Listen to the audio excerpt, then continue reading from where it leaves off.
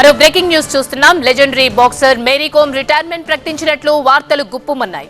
అయితే ఈ వార్తలను ఖండించారామె. తాను బాక్సింగ్ కు రిటైర్మెంట్ ప్రకటించలేదని చెప్పారు. నిన్న అసోంలోని దిబ్రూగఢ్లో ఒక స్కూల్ ఫంక్షన్ కు హాజరై పిల్లలకు ప్రేరణ ఇచ్చేందుకు తాను మాట్లాడితే మీడియా తప్పుగా అర్థం చేసుకుందని ఛాంపియన్ చెప్పారు. పతకాలు సాధించాలన్న కసి తనకు ఉన్నా ఒలింపిక్స్ లో వయస్సు తనకు అడ్డంకిగా మారిందని మాత్రమే తాను అన్నానని కార్యక్రమంలో చెప్పినట్లు ఈ బాక్సర్ వివరించారు. తాను ఫిట్నెస్ పై దృష్టి పెట్టానని, రిటైర్మెంట్ ప్రకటించాలనుకుంటే మీడియా ముందుకు వచ్చి ఆ విషయాన్ని చెబుతానని మేరీ కోమ్ వివరించారు.